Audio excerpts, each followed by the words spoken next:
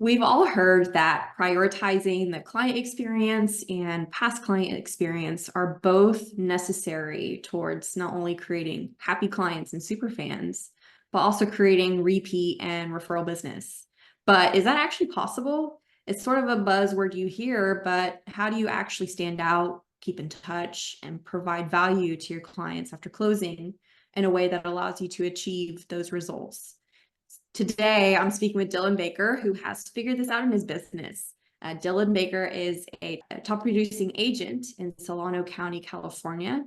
Dylon has a certificate for mastery negotiation from Harvard Business School and is a Ramsey trusted real estate agent. So he knows his stuff. And his main goal, his company's main goal, is to treat all of their clients through the heart of a teacher rather than a salesperson. So Dylon, thank you for sharing your time and knowledge today. Yeah. Before we dive into those tactical strategies that you use for your clients that you're working with, and then beyond closing, let's first briefly chat about your real estate journey.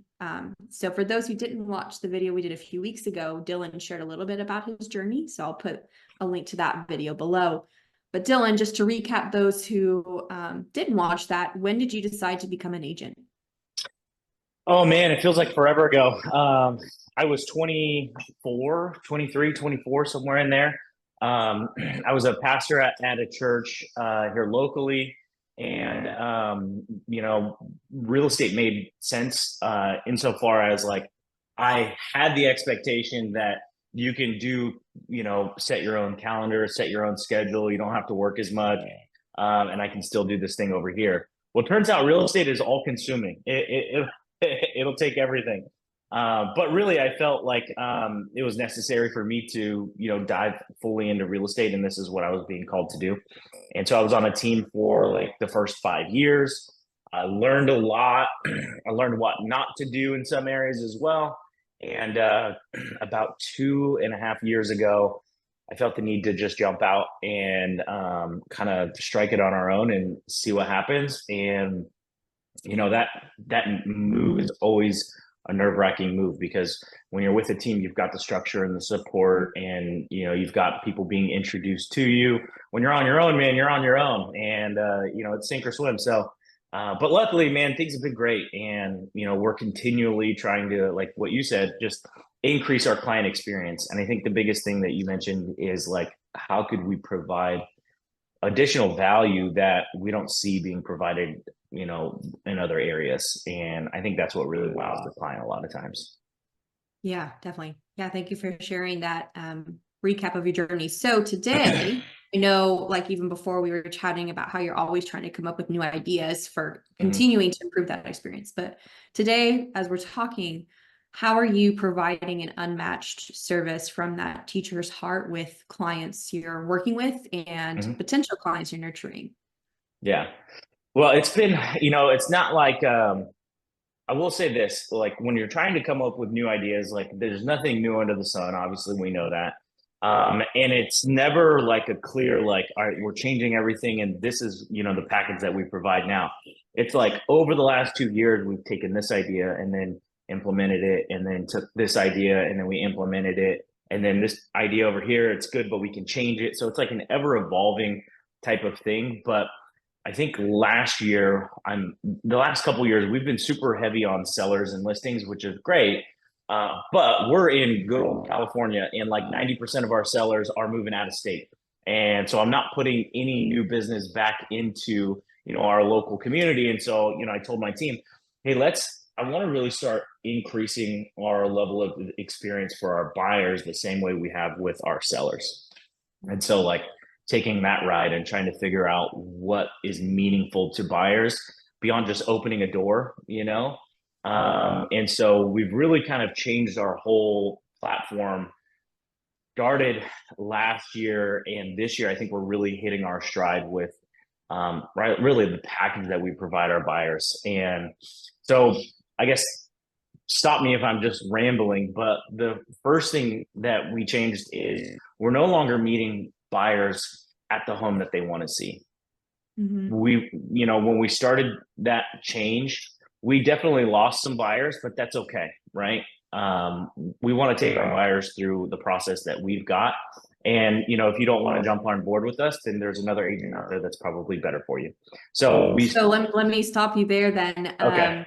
With not choosing to not meet at the property, which agents can be often scared to do that.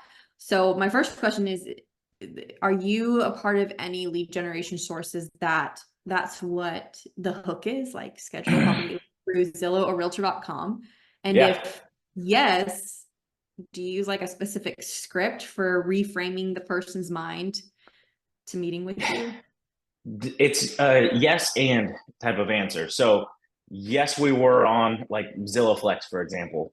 But I found that they don't want to follow that model. And so we're no longer on Zillow Flex, right? So we had to make some tough decisions. But I think you can phrase it in a way, if you are on some of those lead generating platforms, you can, position it in a way where it's more enticing to the client to sit down with you. But you have to know that like there's going to be people that aren't going to agree with you. There's going to be people that just want what they want. And that's fine, right? It's like, what kind of business are you building? Are you wanting to build? So the way that we would phrase it was like, if you wanted to see 123 Main Street, hey, Elena, thanks for showing your attention for 123 Main Street. I think it's a great property, but our most successful clients, how would I say it? We're role playing here. So I would say, thanks for showing your attention for 123 Main Street. I think it's a great property. I'd love to show it to you, but here's what I found is our most successful clients, before we go take a look at the house, we sit down together and kind of map out what your goals are. And so that's what I would love to do with you. And then I go into what our steps are. So I would say, for all of our clients, we do what we call our discovery meeting, where we sit down and I don't bring a contract for you to sign. It's informational for you, but I'm going to show you what we do that sets us apart from other agents. But more than that, what's going to set you up for the best success for this purchase, because it's a big purchase for you. And so we want to make sure that you make a wise decision and a great purchase. And after that, we can go see as many homes as you want. What does your schedule look like this next week? Something like that. And there's going to be people, I think you have to go into it knowing that there's going to be people that just aren't going to like that and they aren't going to agree with you. And you're going to lose those clients. But it's a long-term decision rather than a short-term decision. Yeah, I love that. Okay, sorry, I interrupted you. So that's okay. The not meeting at the property is the first way you're elevating the experience with the clients. And I assume that would be a consultation in your office then? Yep, exactly. So it's simple consultation, but we call it something different. You want to brand it something that's more enticing, like we call it the discovery meeting. Same thing we do with like our listing appointments. We don't call them listing appointments. We call them discovery meetings, because we're going to discover what makes the most sense for you, right? So So for buyers, we schedule time to have them come in the office, and then even coming into the office, like and we've slowly increased the level of like hospitality. Yeah. Like I'll go to certain places and I'm like, man, I love that idea. Like, here's a good example. I scheduled an appointment with a financial advisor. When I walked into their office, it's simple things like this. They had a little drink list for me.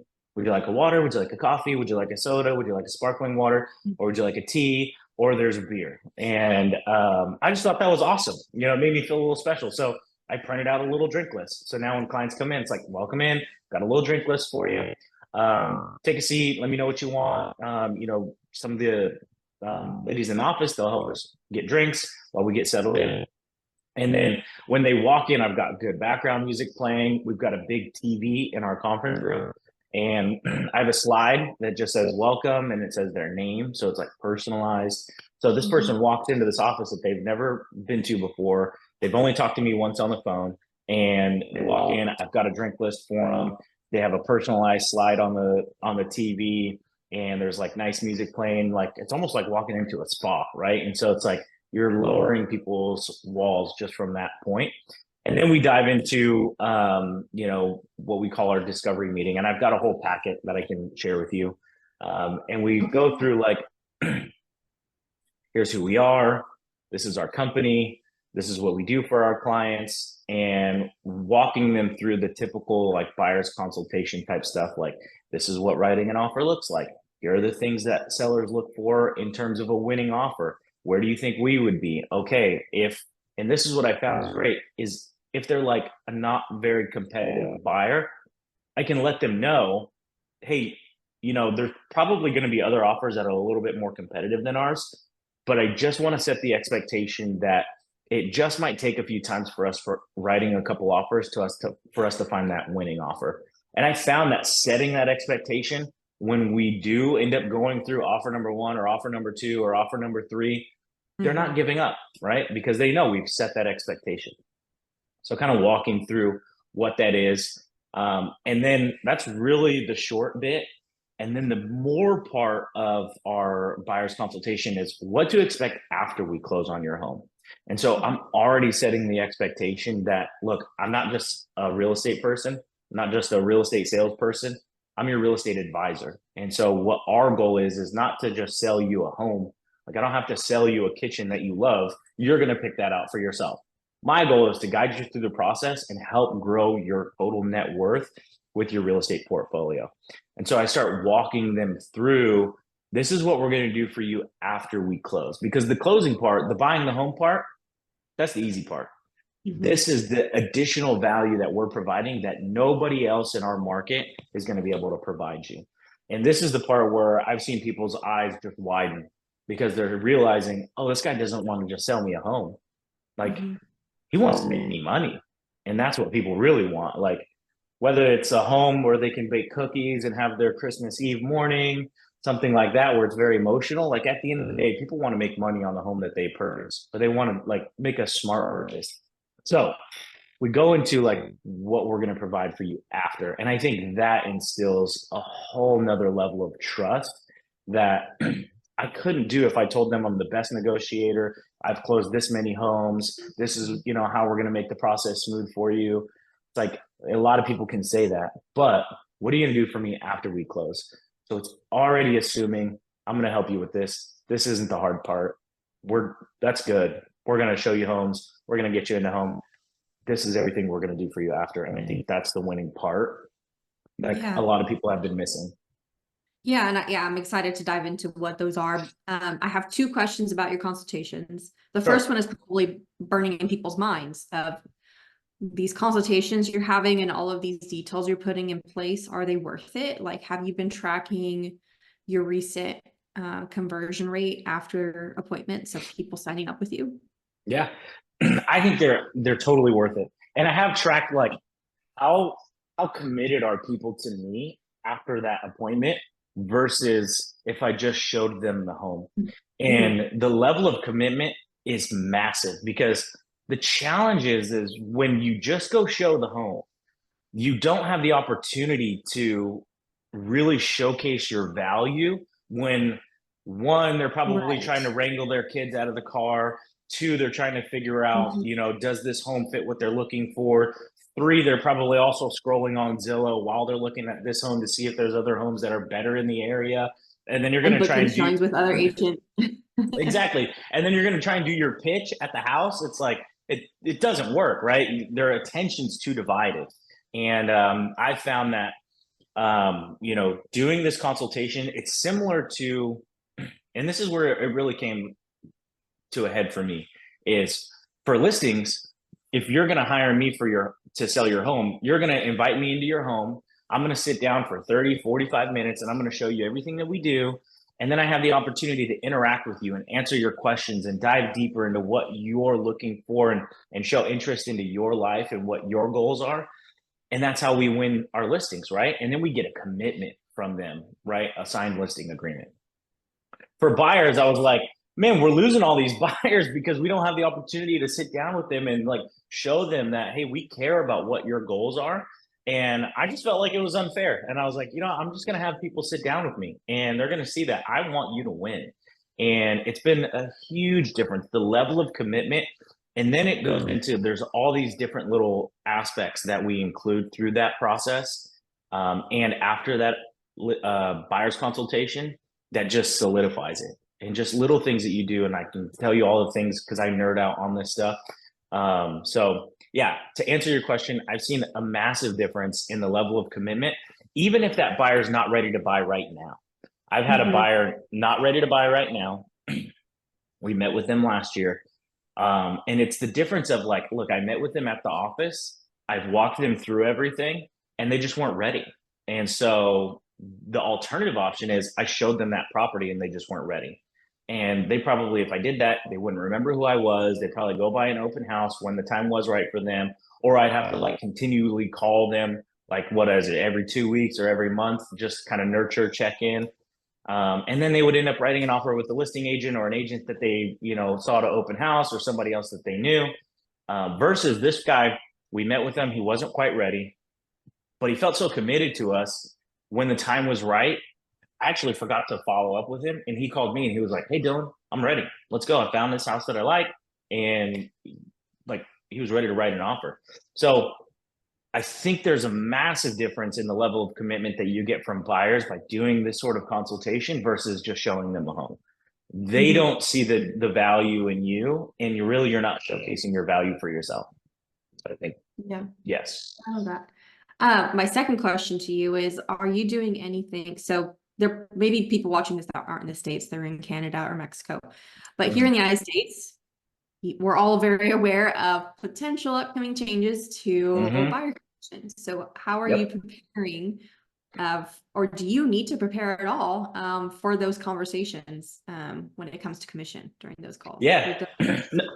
I'm excited. I'm like, thank God we started this change like a year ago, right? We started making these changes a year ago because I think this is where, the market might be heading, where if, you're, sitting down with a buyer and you have to showcase like, hey, I'm worth a 2.5 or 3% commission.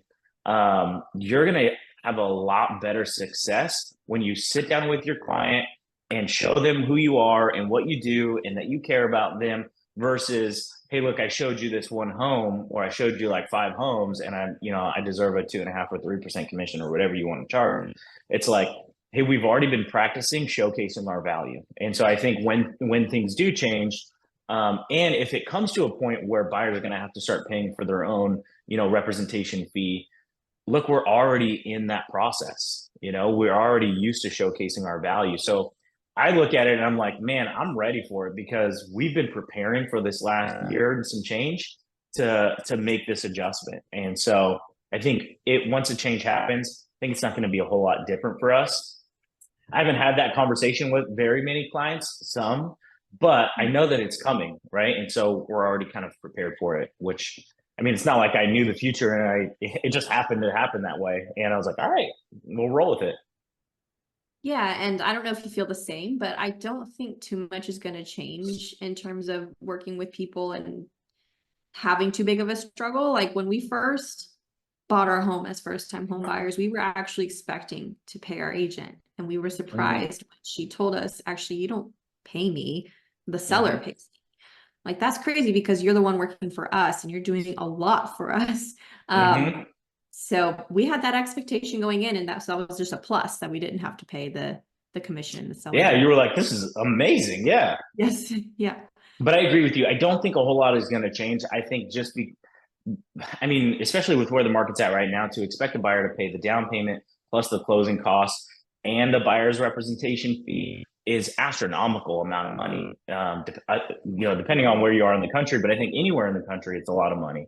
And so, I think, if you look at just like supply and demand economics, if I've got this house that's offering a buyer's agent's commission, and I've got this house that's the same that's not offering a buyer's agent's commission, even if you've got granite countertops and really cool looking floors, like every buyer is going to this one, and so this one's going to get all the offers. And so I think it's going to, maybe for a couple months, buyer or sellers are going to try and test the waters, but I think the market will level it out, and I think it's going to end up being the same. And I think it's just going to be, especially in California, just more disclosures and more paperwork. That's what I think. Just another few pieces of paperwork, like you said. Okay, so let's pretend that a client meets with you. They're excited to work with you. They sign the buyer rep agreement. How are you maintaining that momentum? Because it can be a long time for a buyer to get an offer accepted, and then a long time, like for us, I was just sharing, there's a long time of a waiting period because of the paperwork that needs to be done with the title company and the lender. How are you keeping your clients happy and confident during that whole journey? I think it's all about strategically setting expectation, right? I think so much of I mean, even in relationships, like unmet, unspoken expectation leads to disappointment. But Mhm. if we set proper expectation and do it strategically, it keeps people in the game. So it doesn't matter if it's, we go out that next week and we write 5 offers and we get an offer accepted, or it takes a couple months before we find that winning home and get an offer accepted. We've already set that expectation. And so clients are prepared. The time where people get disheartened or lose their steam or lose hope is when everything's going to be hunky dory. It's, daisies and roses out there. We're going to get your first offer accepted, which is obviously what we want to say, because we want to, we want to showcase our value insofar as we can get their offer accepted and negotiate a great deal for them. But not setting the clients up for proper success when we don't set good expectations. So 2 things. One is when we're walking through what a seller looks for in an offer, we talk about, look, they're going to look at purchase price. They're going to look at down payment amount. They're going to look at, the closing costs. They're going to look at the time frames, but they're also going to look at who your lender is. So if you've got like an outside lender from our area that the listing agent doesn't know, or a big bank, it's like you can have a really great offer, but because of that lender, it's probably going to decrease the quality of your offer. And so I remind them, you can use whatever lender you want, but I've got some great local people that I know that you might want to have a conversation with, because I think it'll serve you well in the long run. And so it frees them up to, they can obviously use whoever they want, but if I can get them in contact with my lender, I know they do a great job. I know that they're going to remind them that we're the best team around. I know that they're going to stay in touch with them. They're going to do a lot of the similar things that I'm doing to keep that client engaged. And so that would be step 1. And then step 2 is the same thing that we do for our listings. I let clients know the biggest complaint that people have about real estate agents is lack of communication. And so, we had our discovery meeting. You're looking at homes. I'm trying to send you homes. You don't know what I'm doing or, where I'm at in this process. And so what we do is we do what's called Tuesday Update Day. And every single Tuesday, I call every single client that I'm working with, and we have like a 10-minute phone call. I want to answer whatever questions you have, tell you what to expect in the next week, and just make sure that we've got dedicated time for you and us to conversate, at least once a week. And it does 2 things. One, it makes the client feel like they've got dedicated time to ask me questions. And 2, I found that instilling the Tuesday Update Day, my level of phone calls throughout the week goes down, because people realize, like, if they've got a question on Monday, a lot of clients will say, you know what, I'm going to save it for Tuesday because I know Dylan's going to call me on Tuesday. And so, my level of phone calls goes down throughout the week. People reserve a lot of their questions for Tuesday. And then I let them know, like, hey, when we're shopping for a home on Tuesday, my team and I, we're just going to send you a text. Hey, how are the homes that we're sending you? Or is there anything of interest for you? Can we change anything? Can we be better at all? Can we serve you better? When we're in contract, then we'll do a phone call. And that way we'll have time to remind you of what our timelines look like, what are our next steps. So clients are already aware. And then I also have another page in our consultation where I let them know, like, all right, what does shopping for a home look like? And I let them know, like, there's a misconception that as an agent, I have this like secret list of homes that nobody else can see but me. And I let them know, like, that's really not the case. Like, my job is contracts, negotiating, and pricing. When I put a home on the multiple listing service, it automatically goes to all the major public facing websites. So don't be surprised if you end up finding the home that you end up writing an offer on. Happens a lot.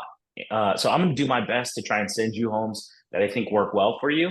But any home that you see that you have interest in or you have questions about, send it to me.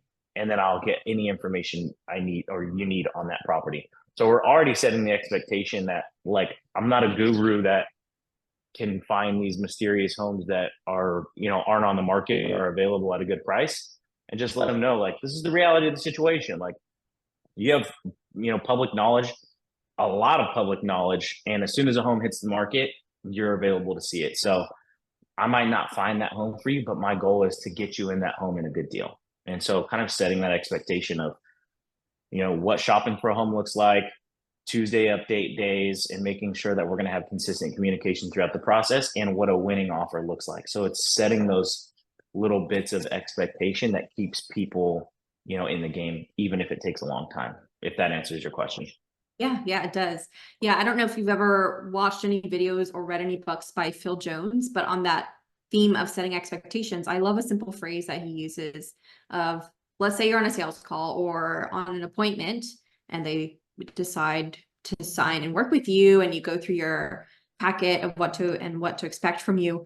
And he uses a phrase of, okay, here's what's going to happen next. That way you're Yeah, maintaining I love that. your position in the conversation. I can't think of the exact word, but just like you're maintaining the authority over the conversation, and you're providing those your expectations of, okay, we signed to work together. Here's what's going to happen next. So I think setting expectations is huge. I think Okay, that's great. yeah. So we've talked about client journey up to closing, and I'll be sure to get that packet from you if you're okay with that to share with people watching this video. Yep. But now let's talk about after closing. You mentioned when you meet with them, you talk about what you do after closing. So how do you take, again, keeping that momentum of they're happy, they're closed. How do you provide value and maintain that momentum? Sure. So there's a couple things that we do. One is like, it's not new, right? We try and stay in communication with them throughout the year. I got this from a coaching company that I'm a part of, but we do three things. One, I take Thursdays, and every Thursday, there's 52 weeks in the year. There's 26 letters in the alphabet. I take everybody by last name. And the first week of the year, I call everybody with the last name A. And we have the regular, phone call. How's things going with the family? How's the job? What are you guys doing for fun? What are your plans are this year? That's the 4: family, occupation, recreation, dreams. So we build a real relationship with that and stay in touch.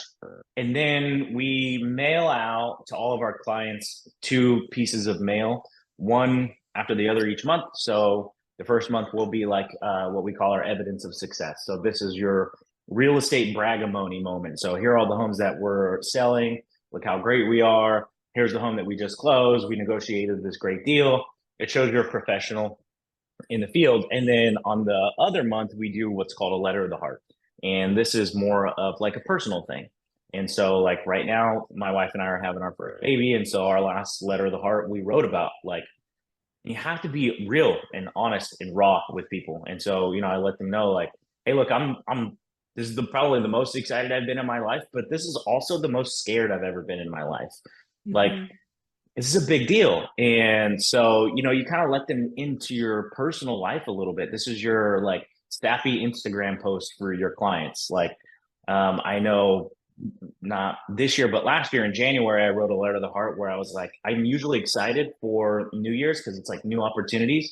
But this year I'm a little nervous. And, here's what I'm doing to like overcome that nervousness.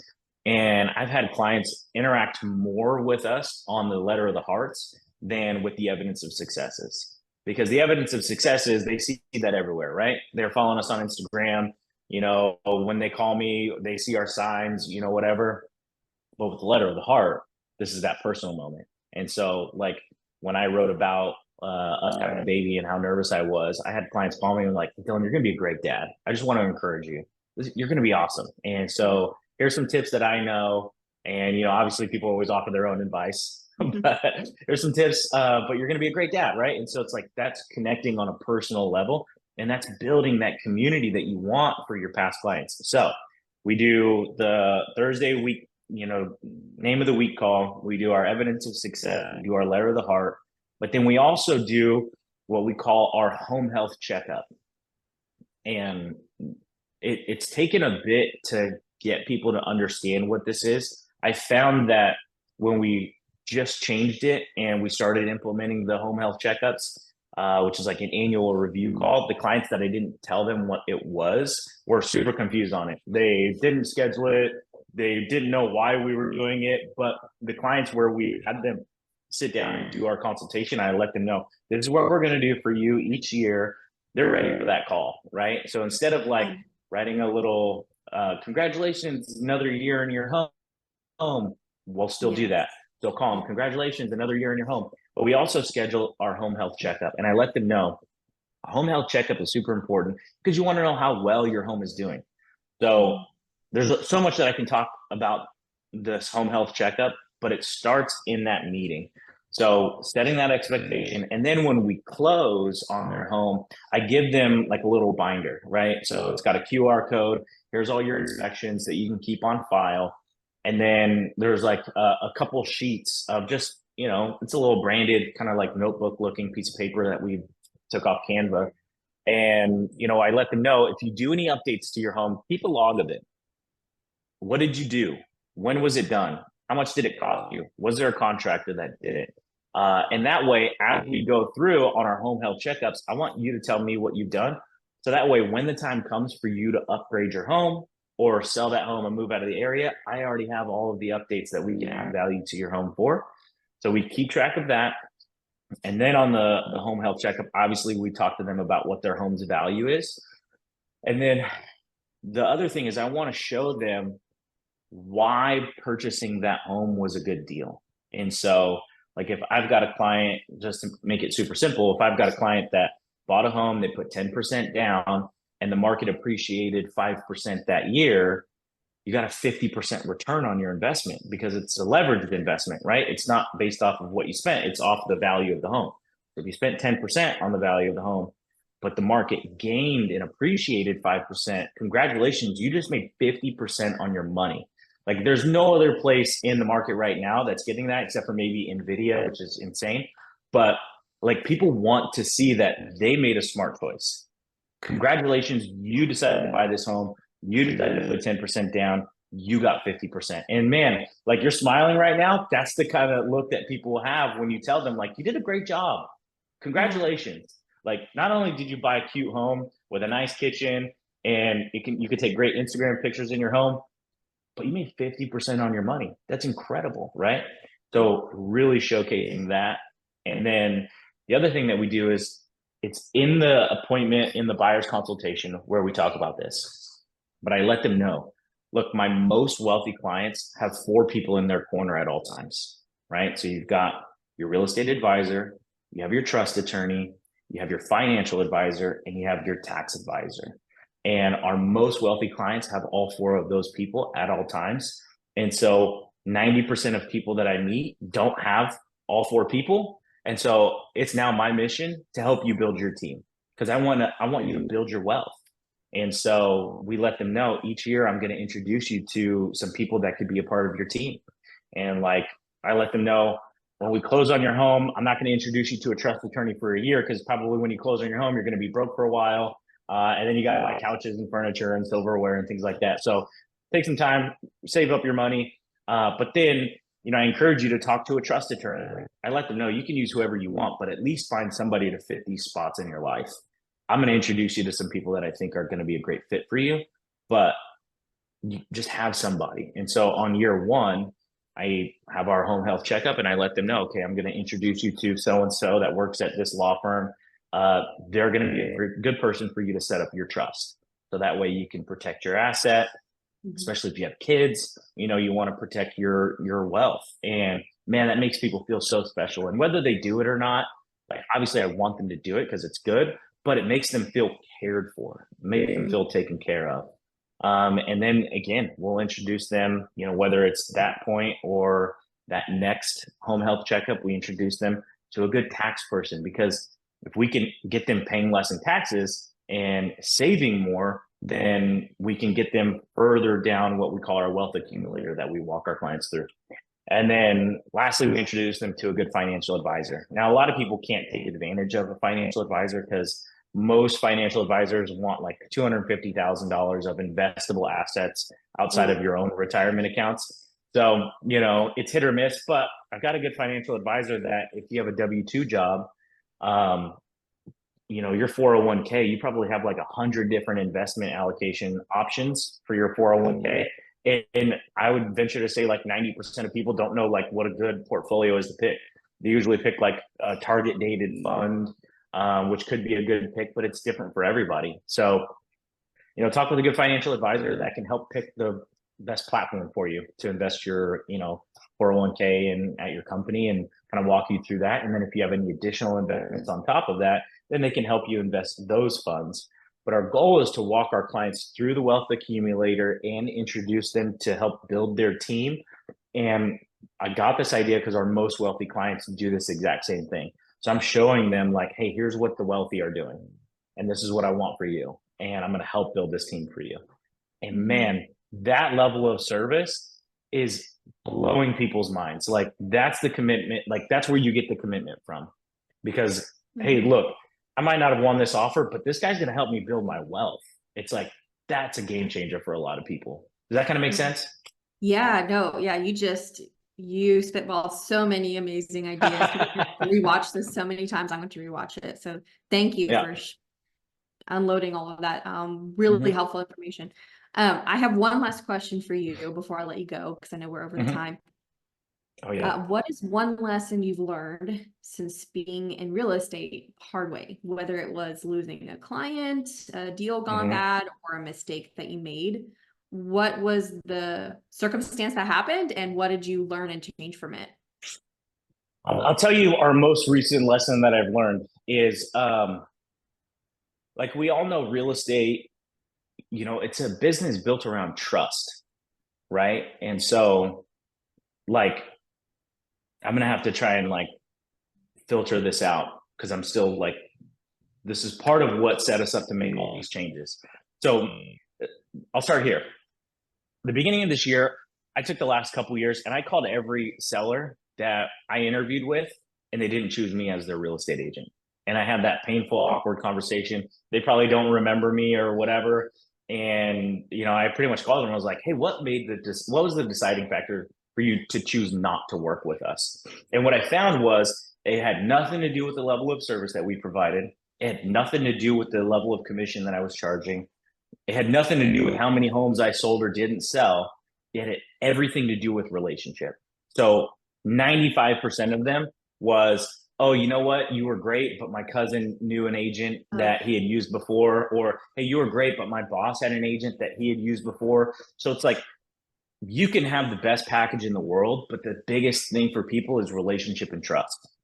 And so that's what really like caused us to like make this change, especially if you're doing like internet leads. I want people that, you know, I can show them like, look, you can trust me and we're going to be in a relationship together. And it's not just for this home, it's for the long term. I'm going to be calling you every year. Right. And so I think building trust and building relationship with your clients supersedes any accolades that you might have, how many homes that you sold. People don't care about that all that much. Like they really just care like, are you going to take good care of me? Right. And so I think that's the lesson that I've learned recently about how real estate works and how real estate operates. It's so much deeper than this is how many homes I've sold this year. It's like, hey man, are you gonna like care about me as a person rather than me as like another transaction to add to your list of like a bunch? And we all want the big list, but it comes from that relationship and that trust. And so I think that would be the lesson that I've learned. Yeah. So have you since made any plans to make changes to your processes to help build that trust, even if it's starting from that initial phone call prior to the appointment? Are you changing things? What changes are you considering? Yeah, I made the changes for like for buyers. It's our consultation, right? It's that buyer's consultation. It's the letter of the heart. It's the evidence of success is maybe not so much in terms of the relationship aspect, but it does show your professionalism. But it's the home health checkups. I have some clients that are like, "Hey, we've done so much to our home. I want to do our home health checkup at our house. Can you come over?" And it's like, "Yeah, dude, I would love to see it." Right. And so these changes that we've made are a result of learning that lesson. And so, you know, I think before, you know, we did well, but it was a lot of like, "Hey, look at us. We're like, you know, the top guru in town. You should trust us." And, you know, people like they don't generally care about that. They care that you're going to care about them. And so because of that, we've made these changes to kind of like get in relationship better with our clients. And then obviously you could throw like, we do like client events throughout the year. And so like in August, we're going to do like a food truck day at the park and we're going to invite our clients and just hang out with them like as people. And then they introduce you to other people. And then you start getting leads, you know, internet leads, which is way better than like internet leads. And so you're just building that community and that level of relationship. So yeah, there's a ton more that I can talk about. Like on the other side, of, introducing people to your trust attorney or financial advisor or tax person, like your trusted attorney and your tax person and your financial advisor should be introducing people to you as well. And so now we've got a whole nother stream of, in lead sources that are outside of, online leads where you don't have to try and push as hard. So there's a bunch of stuff that I think is valuable about it. Yeah. Well, thank you for sharing all your knowledge, Dylon. I know people are going to really appreciate this. So yeah, thank you again. Appreciate it. Yep, absolutely. Thanks.